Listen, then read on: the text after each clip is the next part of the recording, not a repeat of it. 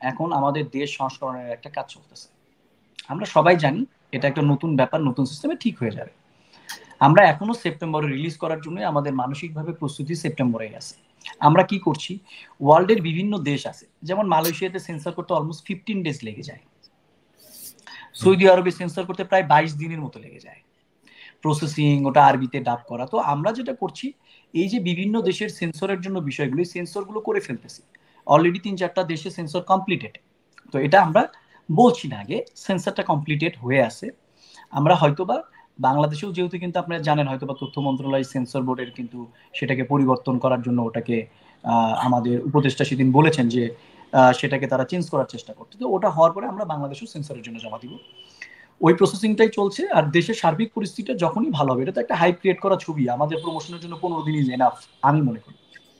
তা আমরা ওইভাবে যে যে কথাগুলো বলেছি সুন্দর করে এটাকে মানে প্রমোট করতে চাই। আর একটা জিনিস একটু আপনার মাধ্যমে বলতে চাই, অ্যাকচুয়ালি আমার মনে হয় যে আমরা যারা ডিরেক্টর আছি বাংলাদেশে, তাদেরকে আরেকটু সচেতন হওয়া উচিত। আমি এই যে এইবারের এই ঘটনাটাকে, এটাকে আমি নেগেটিভ না পজিটিভলি দেখছি।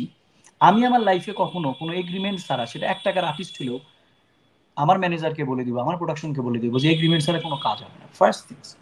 সেকেন্ড থিংস হচ্ছে যে কোনো, এই যে ধরেন আমরা কি করি, অনেক ছেলে পেলে আর্টিস্ট বা ভাই একটু কাজ দিয়েন, সুযোগ দিয়েন, মানে আমরা না ইমোশনাল হয়ে যাই। মনে হয় আচ্ছা একটা কাজে ছোট ক্যারেক্টার করতেছে, কি সমস্যা, করুক না।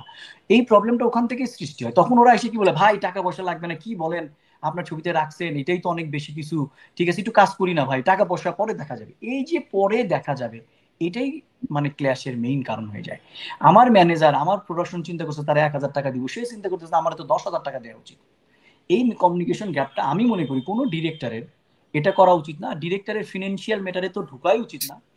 আর এই যে অন্য সহযোগী, মেইন কাস্টিং ছাড়া সহযোগী যে শিল্পীগুলো থাকবে, তাদের এগ্রিমেন্টটা প্রোডাকশন হাউসের সাথে হওয়া উচিত।